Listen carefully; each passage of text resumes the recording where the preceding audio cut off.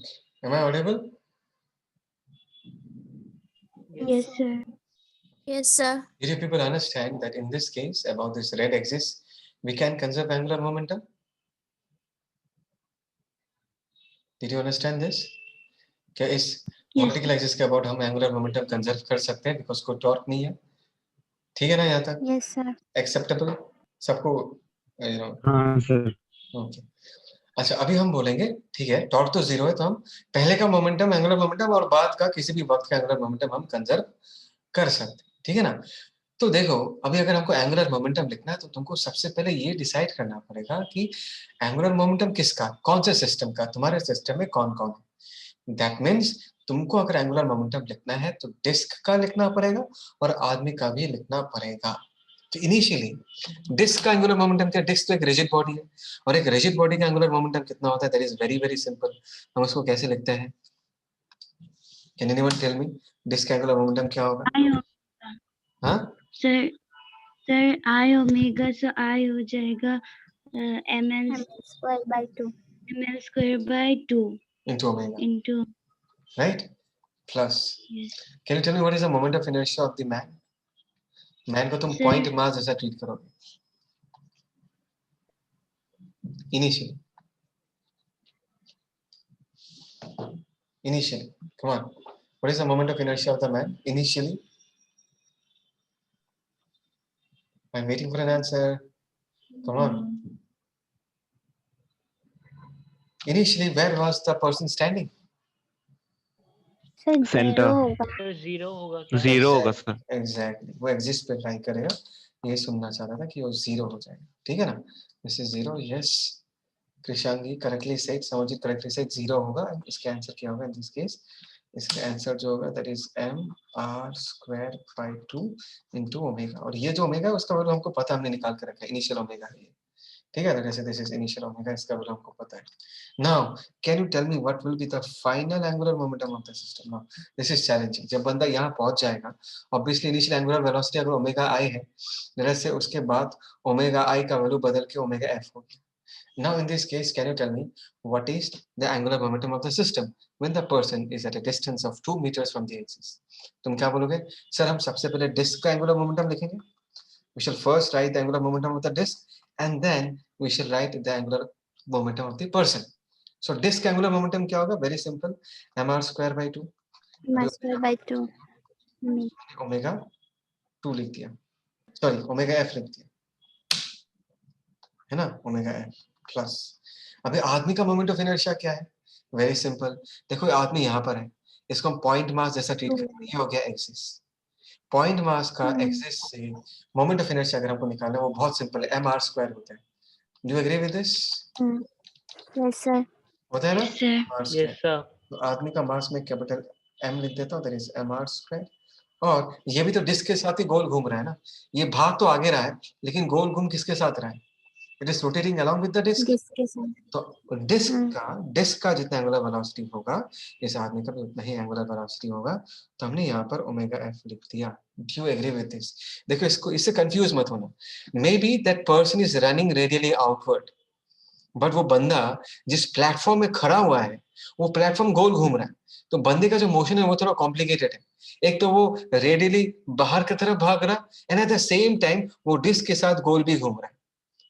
तुमको क्या इमेजिन हो रहा है मैं क्या कह रहा हूँ? He is running forward, but at the same time he is rotating along with the disk also. Do you understand this? Yes sir. Man का क्या अपना कुछ वेलोसिटी नहीं होगा? वही कह रहा हूँ, बंदा जो भागता है ना वो तो रेडियली भागता है ना? He runs radially, तो उसका कुछ वेलोसिटी होगा, and at the same time the person will also be rotating along with the disk. बंदा जो डिस्क के साथ गोल भी घूम रहा होगा। बोलो यहाँ तक समझ में आया नहीं आया? Yes sir. हाँ, लेकिन उस बंदे का जो खुद का रेडियली भागने वाला वेलोसिटी है, उस बंदे का जो रेडियली भागने वाला वेलोसिटी है, वो वेलोसिटी तो एक्सिस के थ्रू पास कर रहा है। Do you understand this? हाँ सर। उस भागने वाले रेडियल वेलोसिटी के लिए कुछ एंगुलर मोमेंटम आएगा क्या? उस भागने वाले रेडियल वेलोसिटी के लिए कुछ एंगुलर मोमेंटम आएगा क्या? सर नहीं आएगा। किसी को कोई डाउट है तो यू कैन आस्क मी। हिचकिचाने का नहीं। देखो ये बंदा है, ये तो खुद डिस्क के साथ इधर रोटेट भी कर रहा है, लेकिन उसके पास इधर भी एक वेलोसिटी है, रेडियली आउटवर्ड ऐसा एक वेलोसिटी है। लेट अस से दिस इज मोमेंटम mv। ध्यान से देखो, ये जो mv है ये किसके थ्रू पास कर रहा है? ये तो एक्सिस के थ्रू पास कर रहा है। तो इस mv के कारण कोई एंगुलर मोमेंटम नहीं आएगा।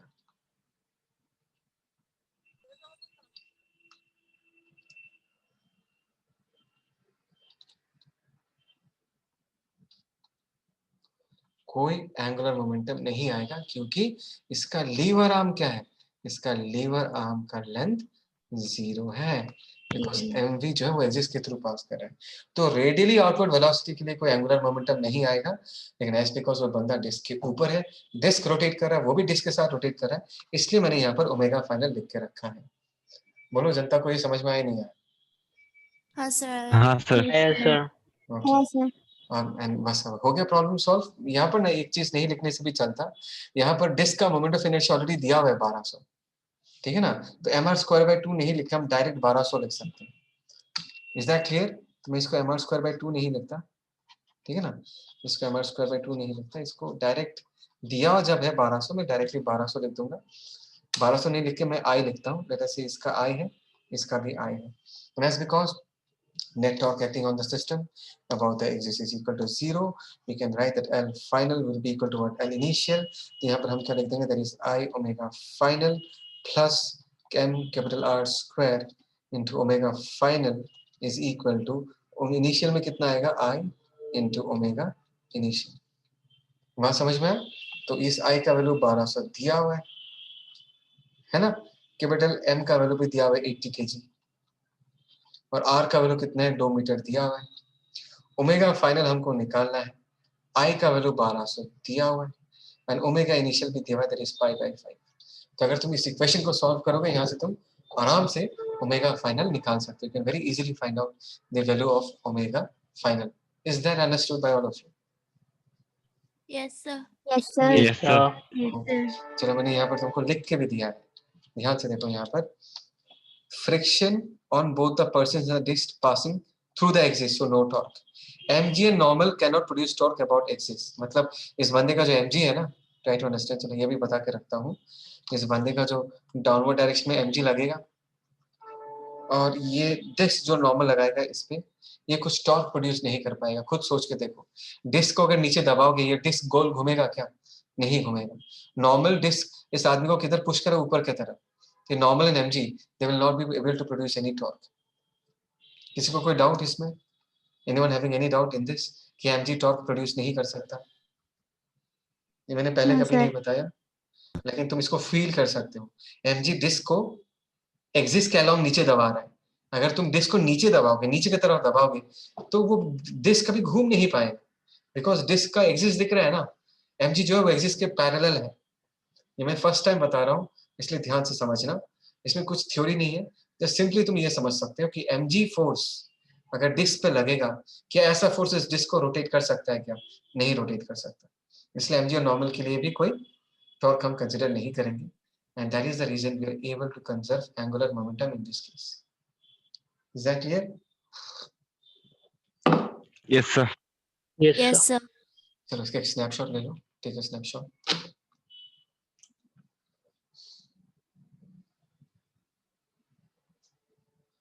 हो गया? हाँ हाँ सर। सर। ओके, मैं एक छोटा सा चीज बता के रखना चाहूंगा। यस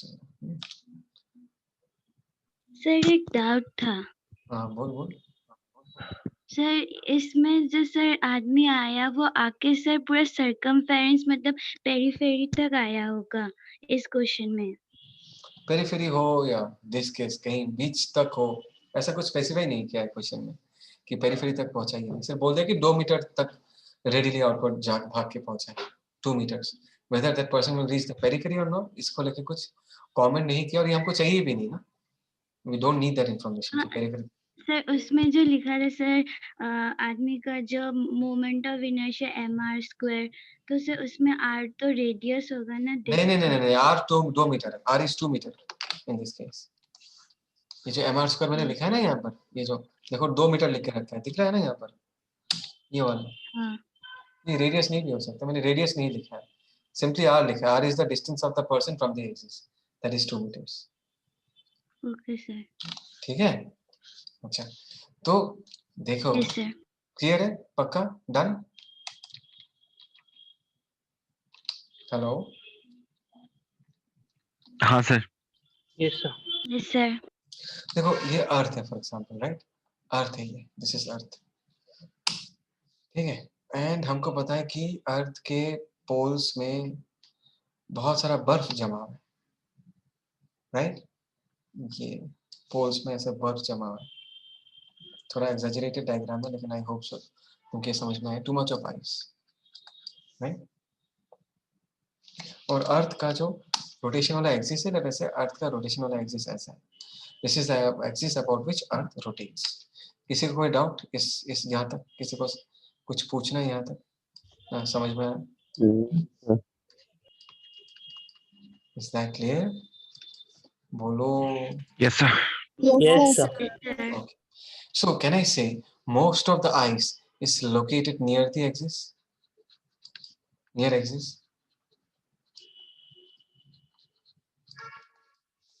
है ना, और अर्थ ऐसे रोटेट कर रहा है ऐसे। Most of the ice is located near the axis. Do you agree with this? Axis के पास है, पोल्स के Yes, through sir. Axis pass करेगा। Yes, sir.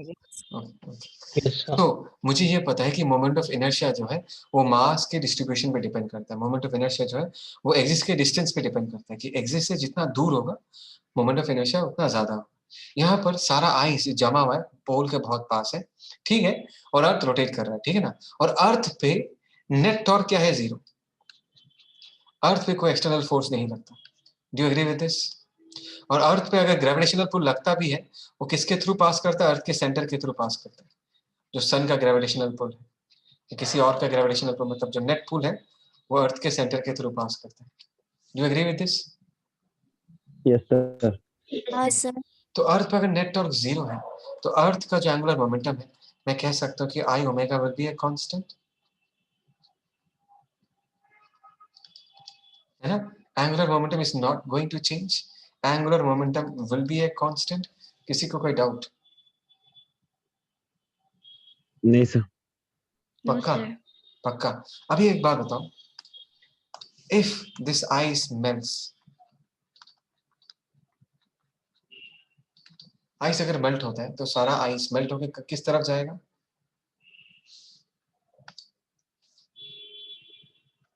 ये बह जाएगा ना, बह के किस तरफ जाएगा? इक्वेटर की तरफ जाएगा ही नहीं जाएगा? आइस बह के हाँ। किसी को लग रहा है क्या अर्थ से स्पेस में आ जाएगा? नहीं सर। नहीं. नो अर्थ का ग्रेविटी यार वो पानी को गिरने नहीं देगा ना, वो फ्लो करके कहाँ जाएगा? इक्वेटर की तरफ जाएगा। दैट मीन्स जितना मास पहले यहाँ पर था वही मास अभी फ्लो करके कहाँ पहुंच गया? इस रीजन में पहुंच जाएगा। इस रीजन में, इस पर्टिकुलर रीजन में मास का डिस्ट्रीब्यूशन हो जाएगा। Do you agree with this? यहाँ पर पानी आ जाएगा, यहाँ पर पानी आ जाएगा, है ना। Is that clear? Come on. Okay, Yes, Sir. sir. So what will happen to the moment of inertia of earth in this case? Earth का मोमेंट ऑफ इनर्शिया का वैल्यू अगर सारा आइस मेल्ट हो जाता है तो क्या होगा? इंक्रीज करेगा या डिक्रीज करेगा?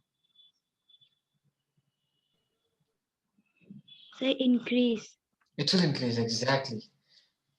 Moment of inertia will increase because जो मास पहले एक्सिस के पास था, ये जो मास जो एक्सिस के पास था, भी एक्सिस से दूर चला गया। देखो, this is the mass that we are talking about, and it is further away from the axis.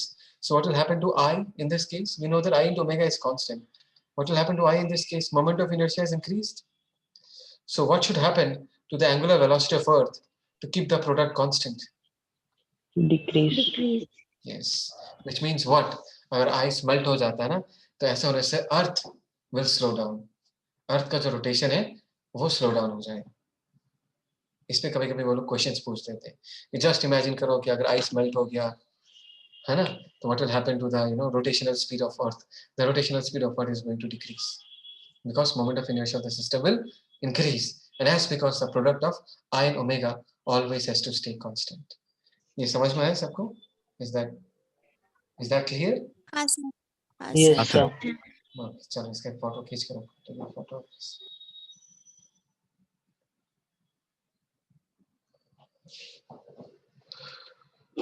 आज ट्यूसडे है क्या? हाँ हाँ सर।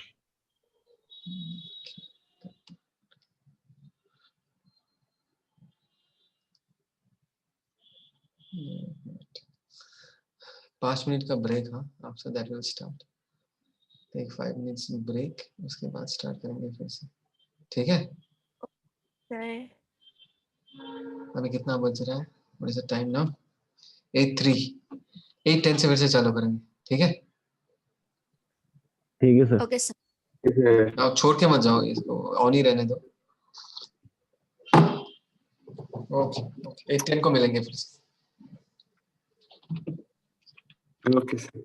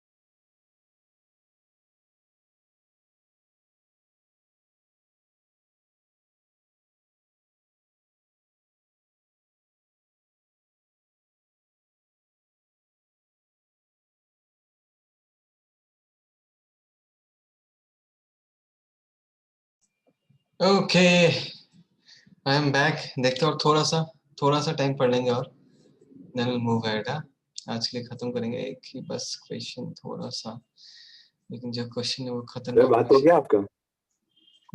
बात तो किसी के साथ नहीं किया है मैंने,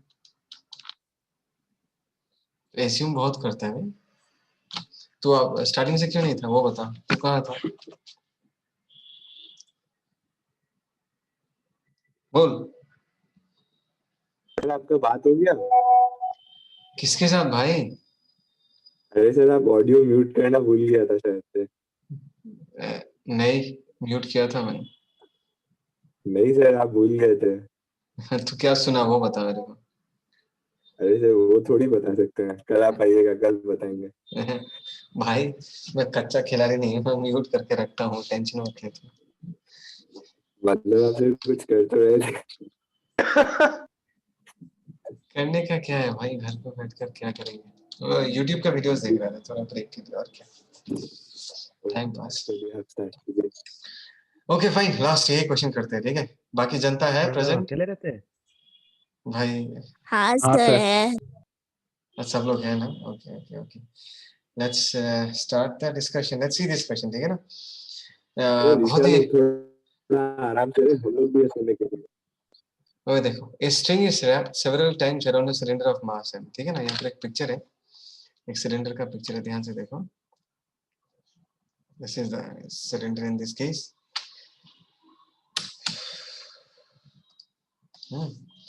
This is the cylinder in this case, ठीक है? इसका रेडियस r है, इसके चारों तरफ एक रस्सी रैप्ड है, और यहाँ पर रस्सी को लूज करके रखा है, मतलब हमने सोचो कि ब्लॉक को पकड़ के रखा है, स्टिल लूज है। String is wrapped several times around a cylinder of mass m and radius capital R, ठीक है? The cylinder is pivoted about an axis through the center.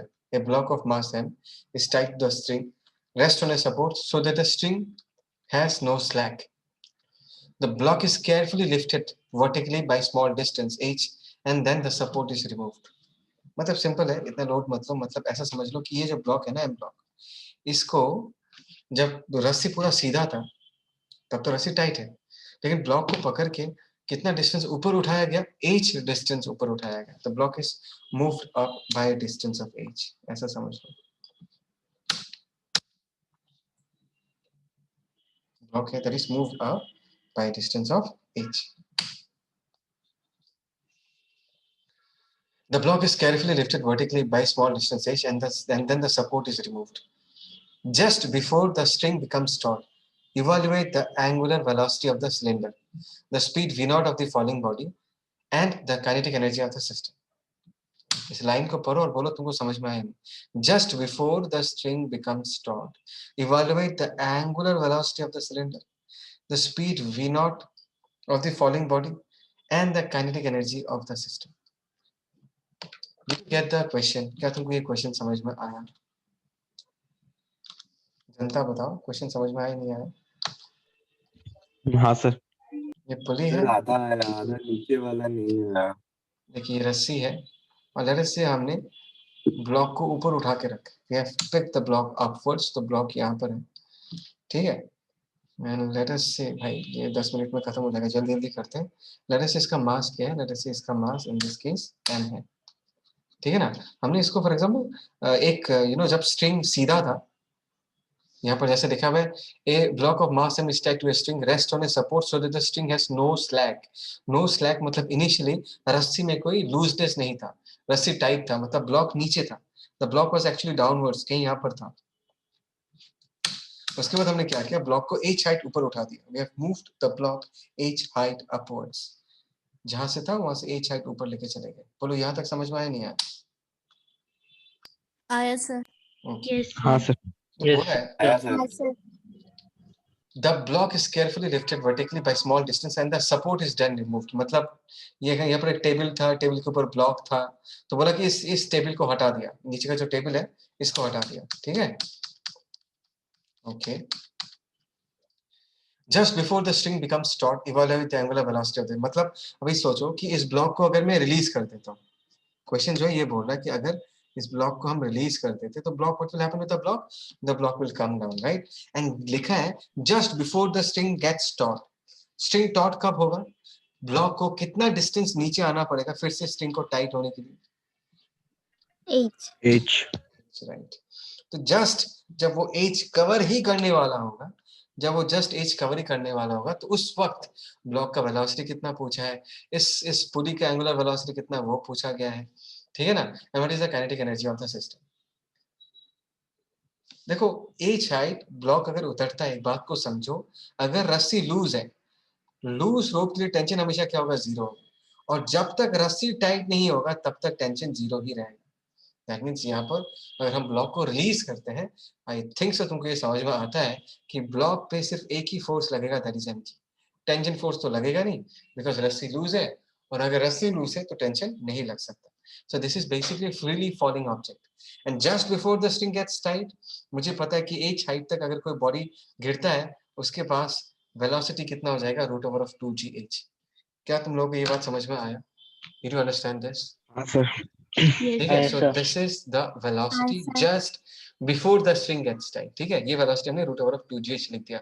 Can you tell me कि इस situation में इस disc का angular velocity कितना होगा? What will be the angular velocity of the disk? Can anyone tell me? Just before the string gets tight, what is the angular velocity of the disk? 0. Yes, 0 होगा।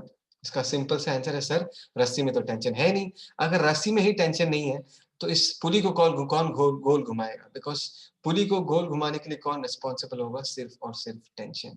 और ये tension ही zero है तो पुली गोल नहीं घूमेगा, तो इसका एंगुलर वेलोसिटी जीरो होगा। और तुमको यहाँ पर काइनेटिक एनर्जी पूछा है, they have talked about kinetic energy. तो काइनेटिक एनर्जी किसका होना चाहिए था? डिस्क का भी होना चाहिए था, plus kinetic energy of block भी होना चाहिए था। And just before the string gets tight, disc का काइनेटिक एनर्जी जीरो है, तो ब्लॉक का कितना होगा? Half M V square, and V square की जगह हम लोग क्या लिख सकते हैं? 2gh। That means H height में जितना पोटेंशियल एनर्जी था सारा का सारा काइनेटिक एनर्जी में कन्वर्ट हो गया। So this is the first part, answer of the first part. क्या सबको ये समझ में आया? Is this clear? हाँ सर। Yes, sir. अच्छा, now the most important part is we need to find out the v1, omega 1 and k1 for the instant just after the string becomes taut। just after the strings becomes taut मतलब just after। तो ये जो picture है this is just before and just after का picture मैं draw करता हूँ।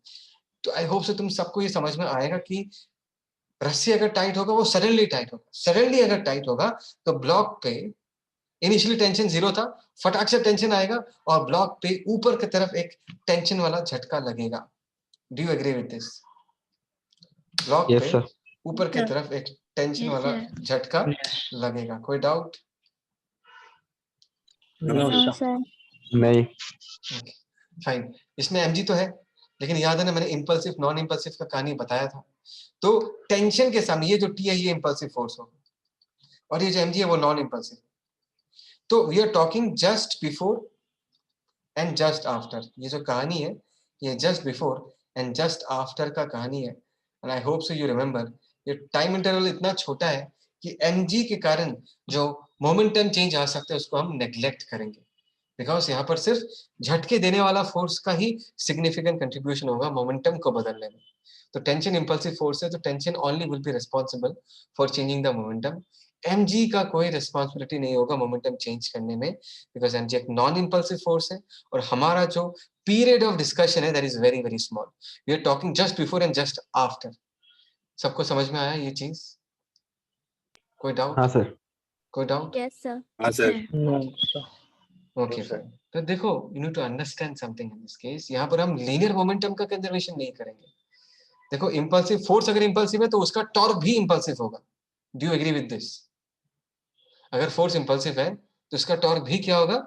Impulsive ही होगा। Is that okay? Come on. Yes sir. Yes, sir. तो ट्राई टू अंडरस्टैंड। यहाँ पर सो सीन ऐसा है कि ब्लॉक पे यहाँ पर एक टेंशन लगेगा, यहाँ पर अगर एक टेंशन लगेगा तो यहाँ पर भी एक टेंशन लगेगा। बात को समझो, इसको मिटा देता हूँ।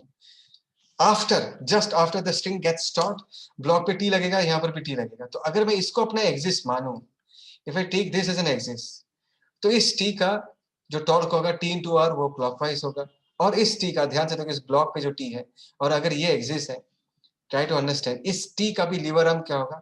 इस टी का भी लीवर आर्म आर ही होगा, और इस एक्सिस के अबाउट इसका टॉर्क होगा एंटी क्लॉकवाइज। तो पुली पे जो टॉर्क लग रहा है और ब्लॉक पे जो टॉर्क लग रहा है, पुली एंड ब्लॉक दोनों को अगर मैं अपने सिस्टम में कंसिडर करूं तो ये वाला टेंशन का टॉर्क और ये वाला टेंशन का टॉर्क एक दूसरे को कैंसिल आउट कर देगा। यहाँ पर पुली में भी कुछ फोर्सेस होगा, जैसे दिस इज Ny Nx, लेकिन इन फोर्सेस का टॉर्क तो हमेशा जीरो ही होगा कि अगर हम इसको अपना एक्सिस मानते हैं। Nx and Ny both of them will be passing through the axis और उनका टॉर्क हमेशा जीरो होगा और इन दोनों टेंशन्स का भी टॉर्क जीरो होगा। और mg का जो टॉर्क होगा वो हम कंसीडर नहीं करेंगे, इनसिग्निफिकेंट होगा, बिकॉज mg का टॉर्क जो होगा वो नॉन इंपल्सिव होगा। बोलो सबको समझ में आया यहाँ तक? हाँ sir. Yes, sir. Yes, sir. पक्का? Yeah, sir. So can we conserve angular momentum above this axis? Because there is no torque acting on the system. There is no tension वाला torque. There is no Ny Nx वाला torque. And mg का torque, mg external है, इसका torque होगा, लेकिन इसके torque के कारण जो angular momentum में change आएगा वो negligible होगा, उसको हम neglect करेंगे because ये non-impulsive force. Is that clear? Yes sir. तो कल के Yes, क्लास sir. में अभी मैं मीटिंग कंप्लीट करूंगा, तो तुम लोग बैठ के अभी initial, just before and just after का एंगुलर मोमेंटम कंजर्व करोगे। किस एक्सिस के अबाउट, इस एक्सिस के अबाउट, किसका किसका एंगुलर मोमेंटम लिखोगे, डिस्क का और ब्लॉक का एंगुलर मोमेंटम लिखोगे बिफोर एंड आफ्टर और इक्वेट करोगे। और कल क्लास में हम डिस्कस करेंगे और मैं देखूंगा कितने लोग इस चीज को अच्छे से लिख पाते हैं। ठीक है, तो मैंने तुमको एक ओवरव्यू तो दे दिया। Will meet tomorrow and we shall discuss कि इसको कैसे लिखते हैं। और अभी बैठ के तुम इसको ट्राई करोगे, ठीक है? इसका एक फोटो खींच लो फटाफट, अभी मीटिंग खत्म हो जाएगा, 2 मिनट दिखा रहा। हो गया फोटो? हो गया photo? Yes, sir. Yes sir. Okay हाँ चलो, सर। आज के लिए इतना ही। गुड नाइट, टेक केयर, पढ़ाई करो अच्छे से, कल मिलते हैं। Thank you, sir. Bye, Thank you, sir. Bye. Bye bye bye Thank you sir. Bye Bye, bye, sir. Bye bye, Have a take care. good night, sir.